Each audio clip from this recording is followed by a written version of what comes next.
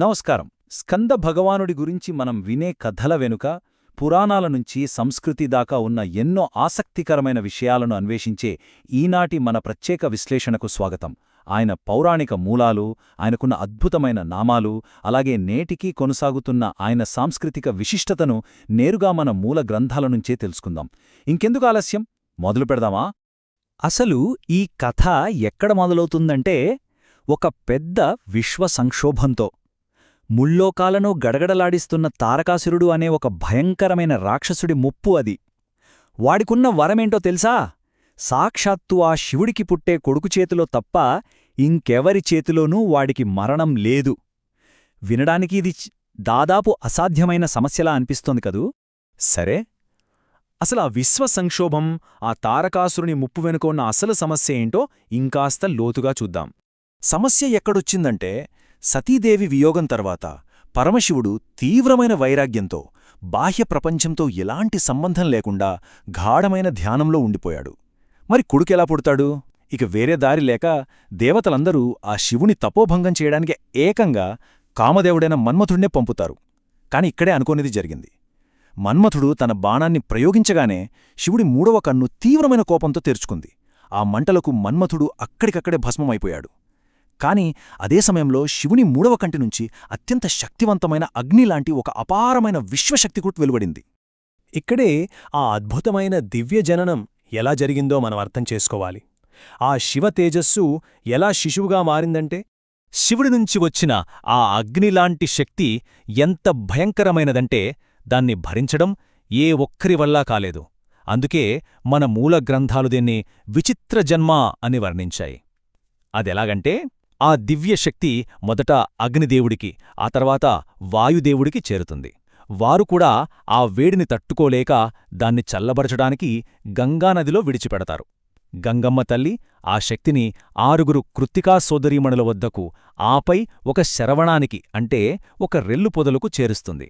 ఆ పొదల్లోనే ఈ శివతేజస్సు ఒక దివ్యమైన పసికందుగా రూపాంతరం చెందుతుంది. వినడానికే చాలా అద్భుతంగా ఉంది కదా? మరి ఇన్ని మలుపులు తిరిగి ఇంతమంది చేతులు మారిన ఈ బిడ్డకు ఏమని పేరు పెడతారు? అందుకే ఆయన బహుళ నామాల దేవుడయ్యాడు. అవేంటో చూద్దాం. ఇంత సంక్లిష్టమైన జనన ప్రక్రియ జరిగింది కాబట్టే ఈ దివ్య శిశువుకు ఇన్ని పేర్లొచ్చాయి. ఒకసారి గమనిస్తే ప్రతి పేరు ఆయన కథలోని ఒక్కో రహస్యాన్ని విప్పుతుంది. ఉదాహరణకు కార్తికేయ లేదా శరవణ అనే పేర్లు ఆ స్వామి ఎక్కడ పెరిగాడు, ఎవరు పెంచారు అనే భౌగోళికాంశాలకు సంబంధించినవి. 6 ముఖాలతో ఉండటం వల్ల షణ్ముఖుడు లేదా ఆరుముగ అని పిలిచారు. శివుని నుంచి వెలువడిన శక్తి కాబట్టి స్కందుడు అని, అలాగే ఆయనలో ఉట్టిపడే ఆకర్షణీయమైన అందానికి ప్రతీకగా మురుగా అని పిలుచుకుంటారు. మనమిక్కడ చూస్తున్న భరత్ జ్ఞాన్ ఆధారాలను గమనిస్తే ఈ పేర్ల వెనుక ఉన్న లోతైన అర్థాలు ఇంకా స్పష్టంగా తెలుస్తాయి. ఆయన జీవిత చరిత్ర, ఆ పుట్టుకలోని అద్భుతం, ఈ ఒక్కో పేర్లో ఎంత పక్కాగా నిక్షిప్తమయ్యుందో ఇవి మనకు అద్భుతంగా వివరిస్తాయి.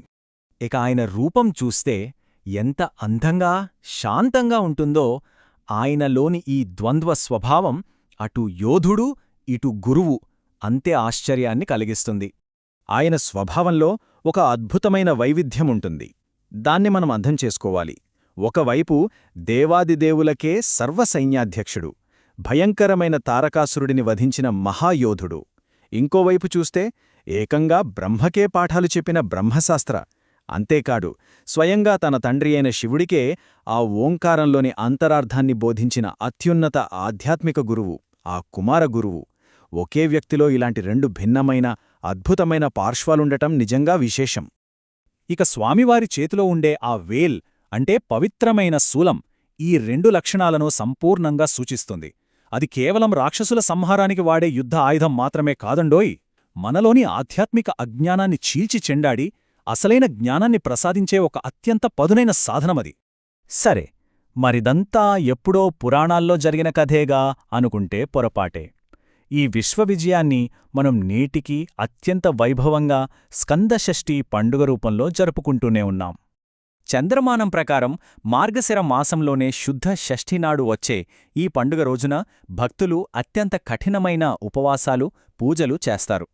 మురుగన్ స్వామి జన్మించిన రోజుగా, ఆ రాక్షస శక్తులపై ఆయన సాధించిన విజయానికి ప్రతీకగా దీన్ని జరుపుకుంటారు.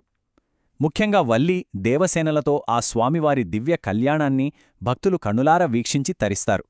పెళ్లి కానివారికి వివాహం జరగాలన్నా లేదా పిల్లలు లేనివారికి సంతానప్రాప్తి కలగాలన్నా ఈ కళ్యాణం చూస్తే చాలు అన్ని ఆటంకాలు తొలగిపోతాయనే భక్తులకు ఒక ప్రగాఢమైన విశ్వాసం.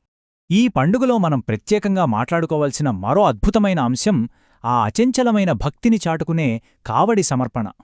మురుగన్ స్వామి ఆరాధన అనగానే మనకు వెంటనే గుర్తొచ్చేది ఈ కావడి.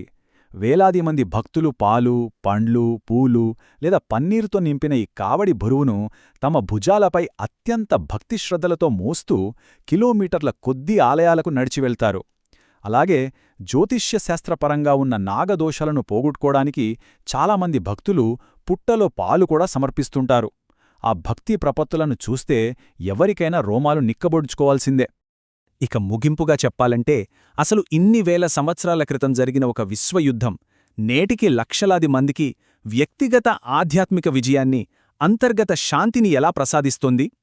స్కంద భగవానుని ఈ గాథ కేవలం బయట ఉన్న రాక్షసుణ్ణి చంపడం గురించి మాత్రమే కాదు, మన లోపల పాతుకుపోయిన అజ్ఞానాన్ని జయించి అసలైన ఆధ్యాత్మిక విజయాన్ని ఎలా సాధించాలి అనే ఒక అంతర్గత ప్రయాణానికి మనల్ని ఆహ్వానిస్తోంది. ఆ అజ్ఞానాన్ని ఛేదించడానికి మనం సిద్ధంగా ఉన్నామా? ఆలోచించండి. మరో ఆసక్తికరమైన విశ్లేషణతో మళ్ళీ కలుద్దాం.